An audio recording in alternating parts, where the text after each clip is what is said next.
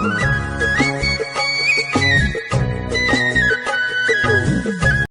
કૃષ્ણ મિત્રો, આજે આપણે બનાવશું ભરેલા મરચાંનું શાક, મસ્ત ચટપટું ને તીખું.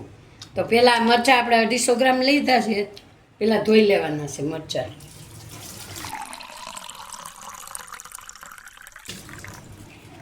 મરચાં નીકળે ત્યાં આપણે લોટ શેકી લેશું. આપણે 1 ચમચો લોટ લીધો છે ચણાનો, અને થોડુંક તેલ નાખીને હવે આને શેકી લેશું. ગેસ ધીમો રાખીને લોટ શેકી લેવાનો છે 5 મિનિટ. છૂટો પડી જશે, એમાં શેકાઈ જાય ને એટલે.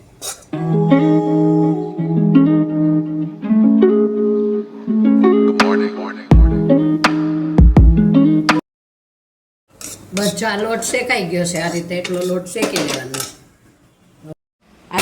આ મોળા મરચાં છે ને, આ તીખા મરચાં આપણે થોડાક સુધારી લેવું, કટિંગ કરી લેશું એનું આ રીતે. અને આ કઢીમાં નાખશું એટલે શાક તીખું થઈ જાય. ચટણી આપણે નાખવાની નથી, આ મરચાં મોળા છે એટલે થોડુંક આનું કટિંગ કરીને અને કઢીમાં નાખશું એટલે તીખું શાક મસ્ત થાય. આ લોટ શેકાઈ ગયો છે ને, એમાં આપણે હળદર નાખશું, અડધી ચમચી ધાણા જીરું નાખશું, અને 1 ચમચી ખાંડ નાખશું. સ્વાદ અનુસાર નિમક. હવે આ મિક્સ કરીને અને આપણે મરચાં મસાલો ભરી લેવાનો છે. જો આ રીતે મરચાં ચીરા કરીને અને આ રીતે એકદમ ફૂલ મસાલો ભરી દેવાનો કઠણથી, એટલે મરચાં ખુલે નહીં કઢીમાં. પછી આને બાફી લેવાના છે, ભરીને મસાલો ભરીને મરચાં બાફી લેવાના. પછી આપણે કઢી બનાવશું.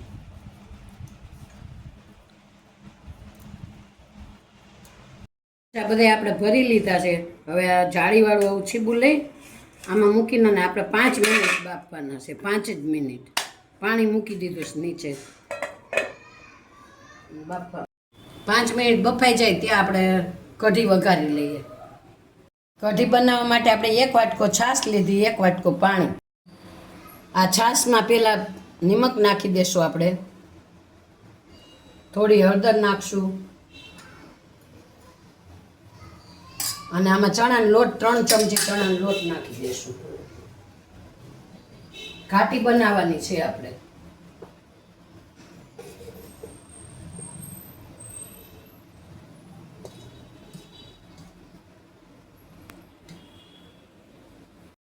હવે કરશું વઘાર. તો વઘારમાં પહેલાં 2 પાવડા તેલ નાખી દેવાનું છે. આમાં બહુ તેલ ઝાઝું ન જોઈએ, ચટણી નથી નાખવાની, અને મસ્ત સાદું ને સિમ્પલ શાક બનશે. વઘાર માટે આપણે લીમડો લીધો છે, આ લીલા મરચાં જે સુધાર્યા હતા એ, અને જીરું, રાઈ અને સૂકા મરચાં.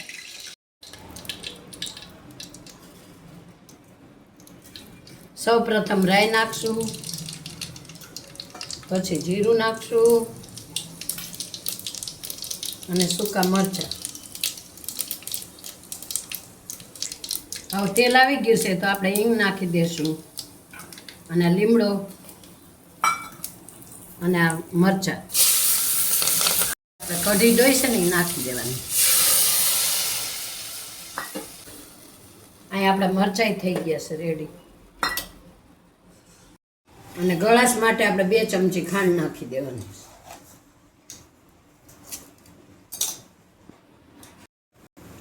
આપણે કઢી વઘારી ઉકળી જાય ને એટલે મરચાં આપણા બફાઈ ગયા છે, એમાં નાખી દેવાના છે, ને પાછું 5 મિનિટ ચડવા દેવાનું છે શાક. જો આપણે કઢી ઉકળી ગઈ છે, મરચાં નાખી દેવાના, પછી 5 મિનિટ ચડવા દેવાના છે, બસ શાક રેડી થઈ જશે. આ સાદું ને સિમ્પલ, આમાં કોઈ ગરમ મસાલા નથી, લાલ મરચું નહીં, કારણ કે મરચાં તીખા હોય એટલે લાલ મરચું નથી નાખ્યું. A few minutes later. જો તો તૈયાર છે આપણું કઢીવાળું ભરેલ મરચાંનું શાક. રોટલી સાથે, બાજરાના રોટલા આરે ગમે ને યારે ખાવ મજા જ આવશે. મસ્ત ચટપટું, તીખું ને સાદું ને સિમ્પલ. બાજરાના રોટલા સાથે બહુ મજા આવે શાક ખાવા. તો રેડી છે આપણું ભરેલ મરચાંનું કઢીવાળું શાક.